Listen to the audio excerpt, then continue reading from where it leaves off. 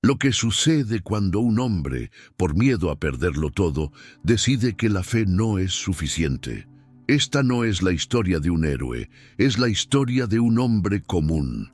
Un hombre cuyo nombre significaba Dios es mi rey, pero que un día, en medio del hambre y la sequía, se encontró en una encrucijada. No fue forzado a partir. Hizo una elección silenciosa. Y al huir del sufrimiento, partió en busca de un futuro, pero encontró algo muy diferente. Antes de que nos sumerjamos en los secretos que se esconden entre las espigas de Belén, si quieres ser parte de nuestro viaje para desvelar las historias más increíbles y las verdades más profundas de la Biblia, este es el momento. Suscríbete al canal y activa la campana para no perderte ningún video. Dale like y comparte este video con alguien que también necesita descubrir que incluso en medio de nuestros fracasos, la esperanza puede florecer. Ahora, regresemos a Belén, al año en que la historia de Elimelec comenzó a ser escrita. No fue un grito de guerra lo que separó a la familia de Elimelec, sino el silencio abrumador de una tierra que se negaba a dar fruto. En Belén, la que una vez fue casa del pan, el paisaje se había transformado en un escenario de desolación. El viento que antes traía el perfume del trigo ahora quemaba las mejillas, como si los propios ángeles hubieran cerrado sus alas sobre Judá. Las nubes, que una vez prometieron lluvia, se negaban a cubrir el cielo, y el sol se alzaba implacable sobre los campos, partidos y resecos. La crisis no era solo de escasez, era de espíritu. Los olivos se marchitaban, las parras colgaban como esqueletos de promesas muertas. Cada paso por los senderos secos era una letanía de lo que se perdía. El sustento, la dignidad, la esperanza.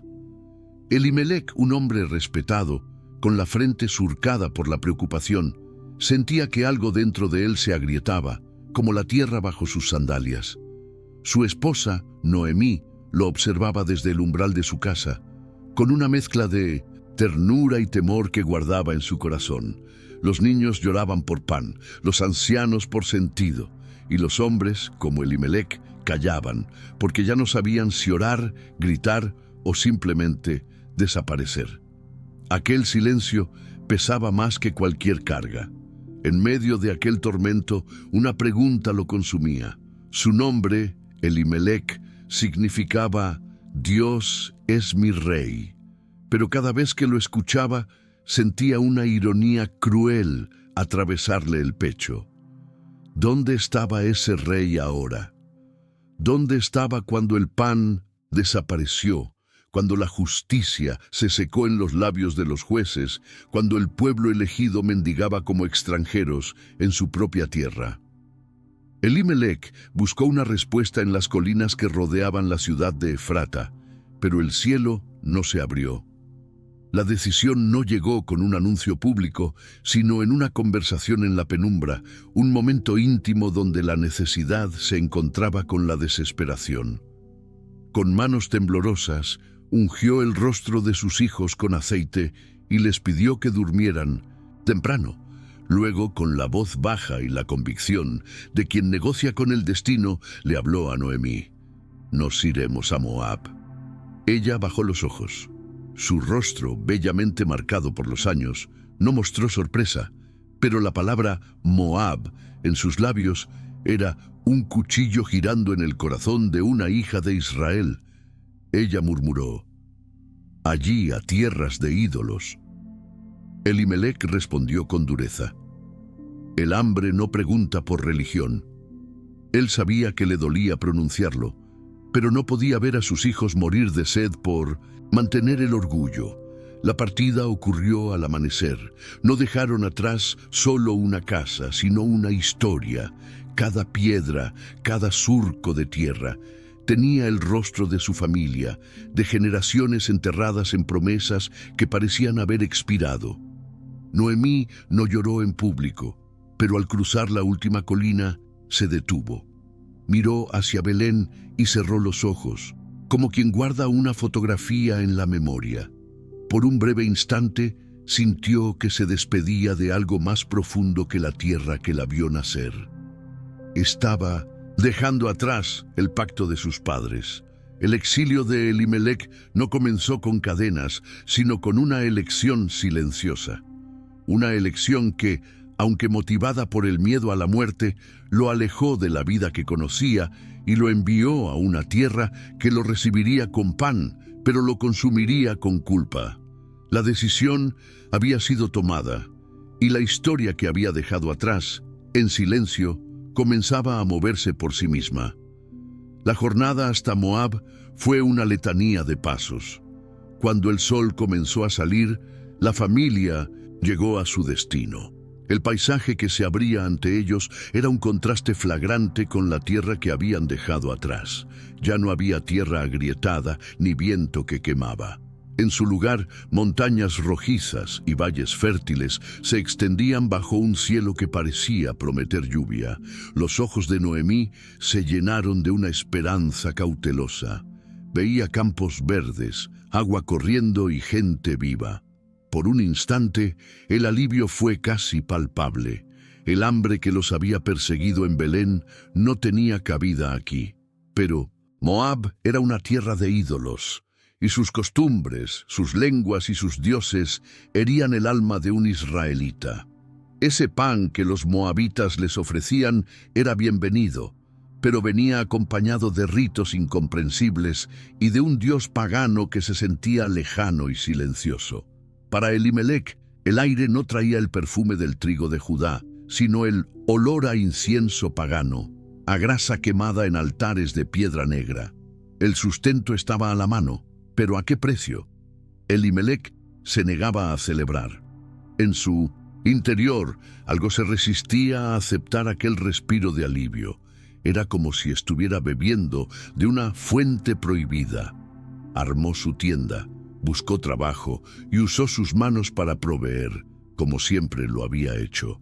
Pero lo que más lo asustaba no era el esfuerzo físico, sino la posibilidad de olvidarse de su propia identidad. Lo que temía era olvidar quién era. Luchaba contra una lenta erosión de su alma, una batalla que libraba solo. Con el paso de los meses, esa batalla se manifestaba en su comportamiento. Se volvía más callado.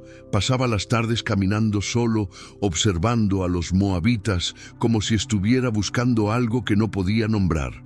La fe, que antes era una llama ardiente, se volvía más delgada.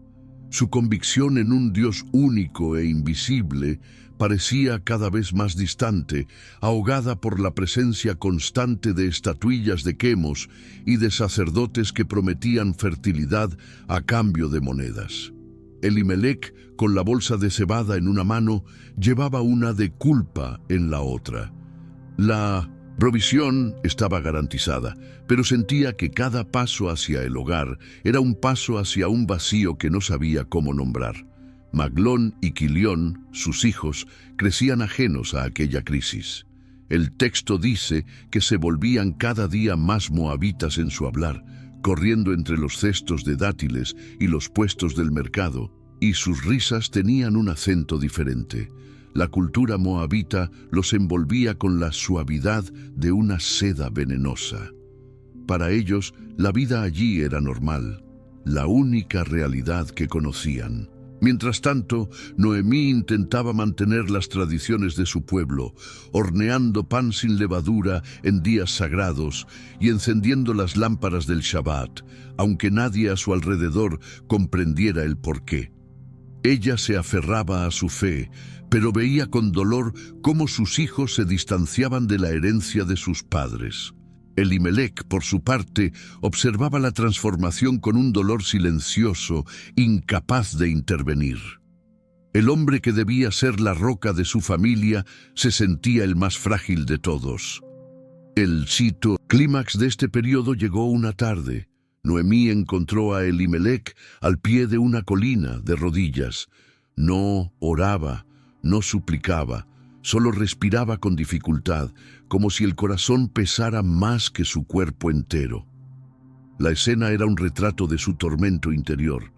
Noemí lo sostuvo en sus brazos, y él, con los ojos vidriosos, hizo la confesión más dolorosa de su vida.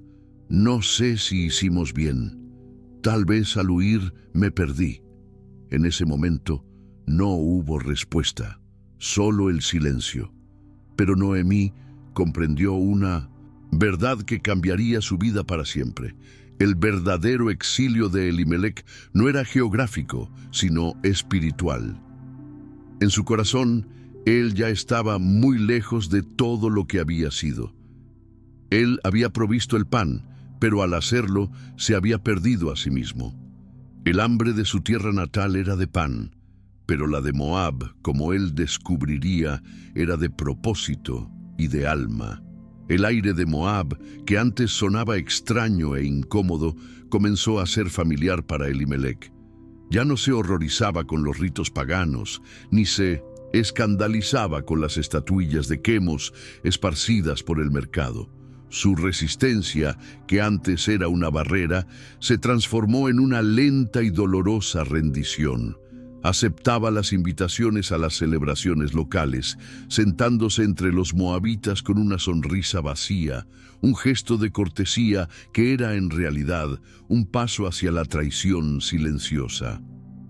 Escuchaba las leyendas de dioses que controlaban la lluvia y la fertilidad con una indiferencia que le pesaba en el alma. Una tarde, un anciano moabita, con la sabiduría astuta de los años, lo interpeló directamente. «¿Qué haces aquí, hombre de Judá?» Elimelec solo observaba, pero el anciano insistió. «Observa con el corazón abierto. Aquí los dioses responden, la tierra nos escucha y los hombres no pasan hambre». Esas palabras, cargadas de una verdad terrenal e inmediata, golpearon más profundo que cualquier argumento teológico. Su fe, ya tan delgada, sintió el peso de una duda que se transformó en grieta. El silencio de Elimelec se convirtió en su lenguaje. Dejó de contar las historias de su pueblo a sus hijos, guardó el pergamino del Deuteronomio, y cuando Noemí hablaba de Belén, él cambiaba de tema. No era negación, era un desgaste, una lenta deserción. Los mercaderes comenzaron a llamarlo por un nombre moabita, y él no los corregía.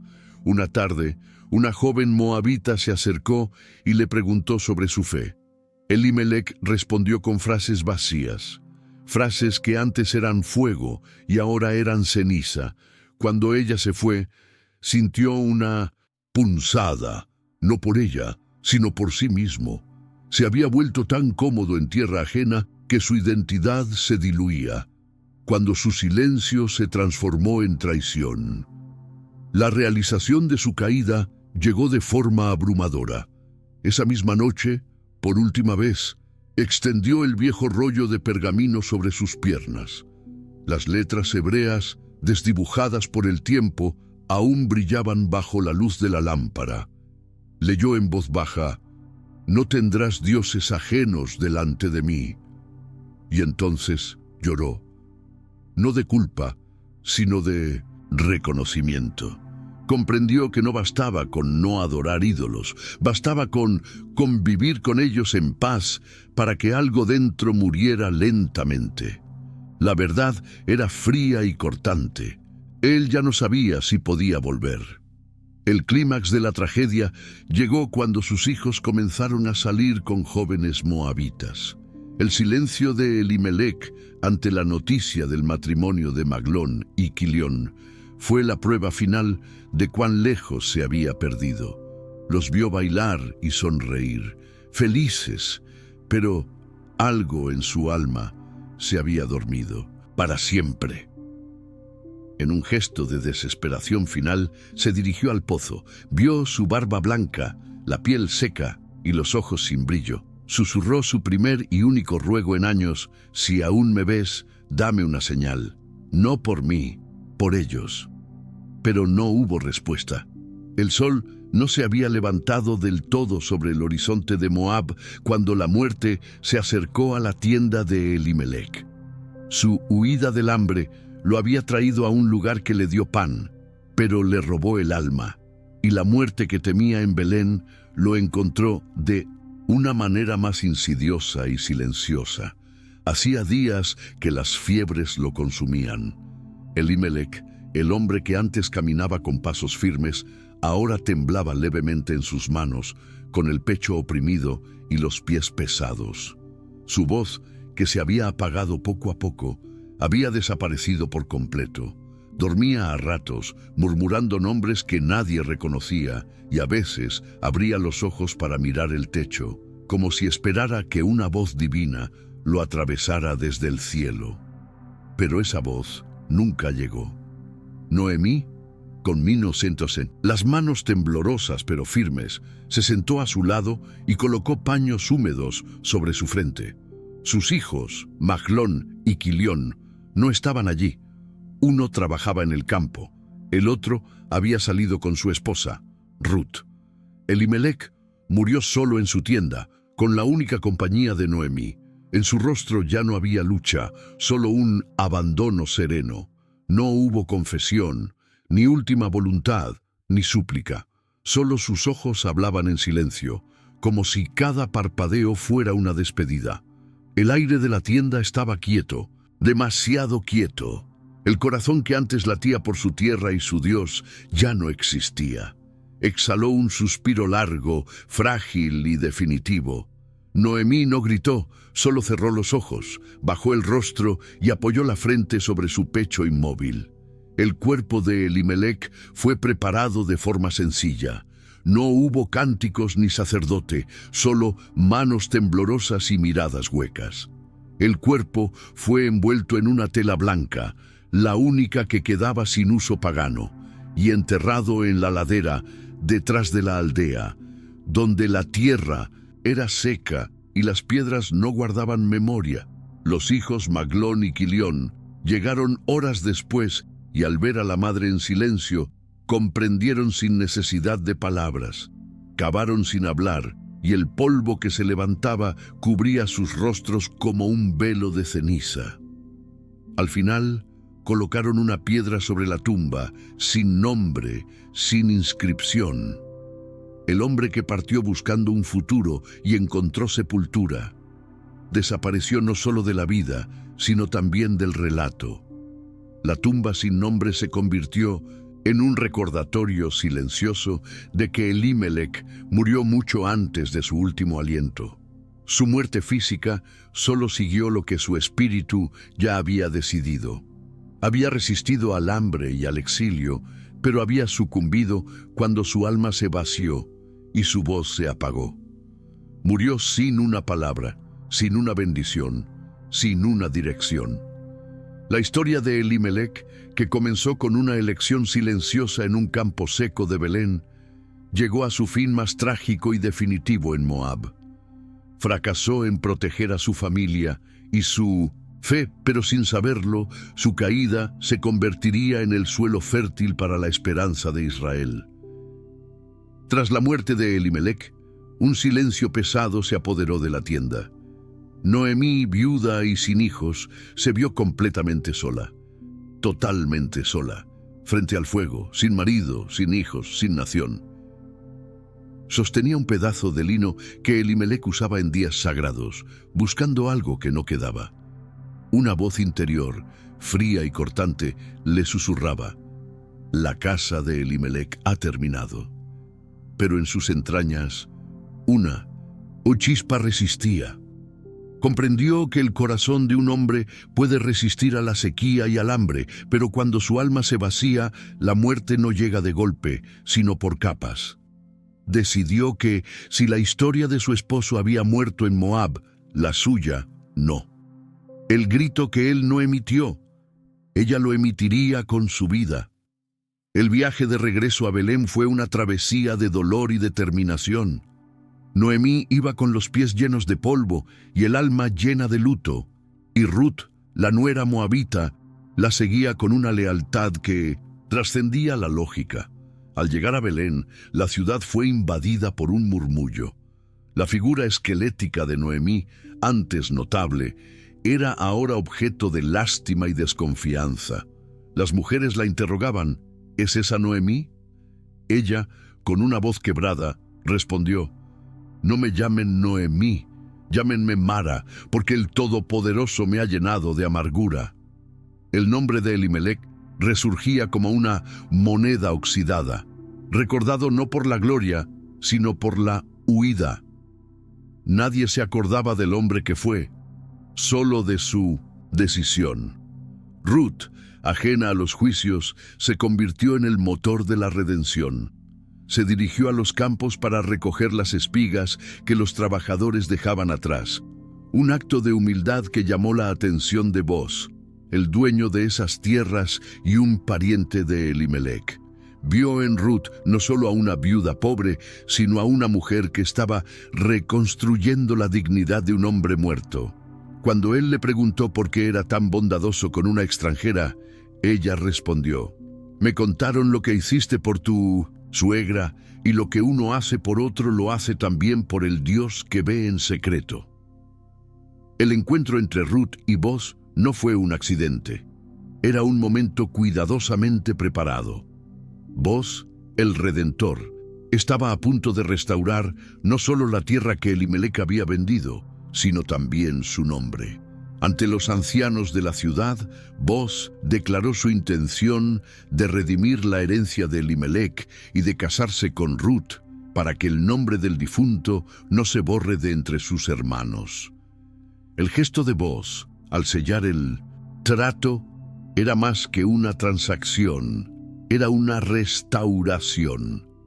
La tierra que había visto a Elimelec partir, ahora veía su nombre regresar.